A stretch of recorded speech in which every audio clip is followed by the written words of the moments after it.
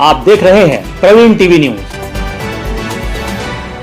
मां नर्मदा का तट अयोध्या के सरयू तट की तर्ज पर संवारा जाएगा। इसकी रूपरेखा तैयार हो गई है। रविवार को लोक निर्माण मंत्री राकेश सिंह ने ग्वारीघाट पहुंचकर पूजन किया और नर्मदा परिक्रमा भवन एवं सिद्ध कुंड का निरीक्षण किया। मंत्री श्री सिंह ने कहा कि मुख्यमंत्री डॉक्टर मोहन यादव ने मां नर्मदा के पावन तट ग्वारीघाट व तिलवारा घाट को सरयू की तर्ज पर विकसित करने की घोषणा की थी। इसी के फलस्वरूप मां नर्मदा के तट को विकसित करने के लिए 2 चरणों में कार्य योजना तैयार की जा रही है। पहले चरण में जिलहरी घाट से लेकर खारी घाट तक तथा दूसरे चरण में भिटौली से लेकर तिलवारा घाट तक के विकास कार्यों की योजना तैयार की जा रही है। उन्होंने कहा कि मां सरयू की तर्ज पर यहां पर अत्यंत सुंदर व धार्मिक और आध्यात्मिक केंद्र का निर्माण किया जाएगा।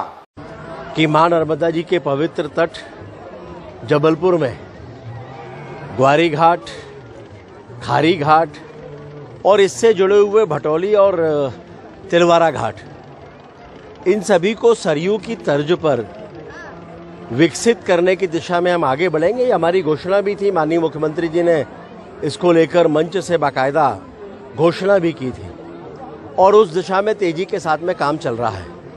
Madhya Pradesh road development corporation उसमें एजेंसी है और उसके एमडी जो एक वरिष्ठ आईएएस अधिकारी हैं श्री भरत यादव जी, वो भी आज यहाँ पर हैं और उसके डीपीआर के स्तर पर अभी काफ़ी हद तक काम हो चुका है, लेकिन अंतिम स्वरूप आना बाकी है।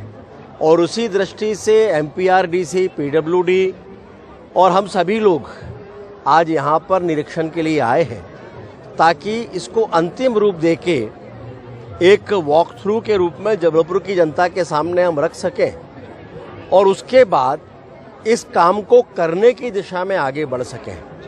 मैं इतना ही कह सकता हूँ कि माँ के चरणों की असीम कृपा से सरयू की तर्ज पर विकसित करने का जो हम लोगों का लक्ष्य है उसे पूरा करने में माँ की कृपा से हम सफल होंगे और एक बहुत सुंदर स्थान जबलपुर में ये विकसित होगा जो आध्यात्मिक और धार्मिक पर्यटन की दृष्टि से अत्यंत महत्वपूर्ण होगा। इसके लिए कोई समय सीमा निर्धारित की गई है? समय सीमा अभी एक बार डीपीआर तैयार हो जाए और उसके बाद इसको 2 चरण में काम करेंगे और इसलिए उन दोनों चरणों का अलग अलग समय सीमा निर्धारित होगी।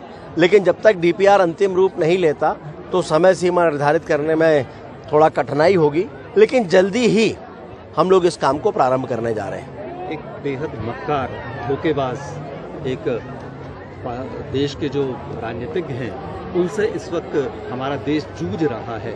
उसका नाम है पाकिस्तान। लगातार वो तमाम वायलेशन कर रहा है, सीज फायर का भी वायलेशन किया है। ऐसे में क्या परिस्थितियां बन रही हैं और किस तरह से अब उस हमें गर्व है हमारी सेना के वीर जवानों पर, हमें गर्व है हमारे नेतृत्व पर।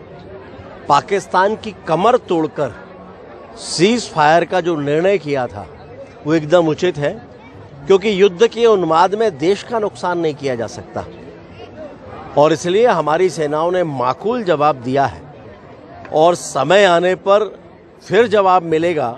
और उसके लिए माननीय प्रधानमंत्री जी ने देश की सेना को फ्री हैंड दिया है कि उचित समय, उचित स्थान और जब उन्हें लगेगा वो ऐसी चीज़ों का उत्तर देंगे। हम आतंकवादी देश नहीं हैं, हम दुनिया में शांति प्रिय देश के रूप में जाने जाते हैं, लेकिन इसका मतलब ये नहीं है कि हम आतंक को बर्दाश्त करते रहें। माननीय प्रधानमंत्री जी ने बहुत स्पष्टता के साथ में ये कह दिया था और अब तो और भी बड़ा निर्णय हो गया कि भविष्य में होने वाली कोई भी आतंकवादी घटना वो एक्ट ऑफ वार के रूप में ली जाएगी।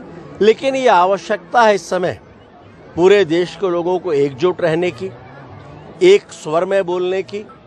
पूरा देश एक साथ खड़ा है।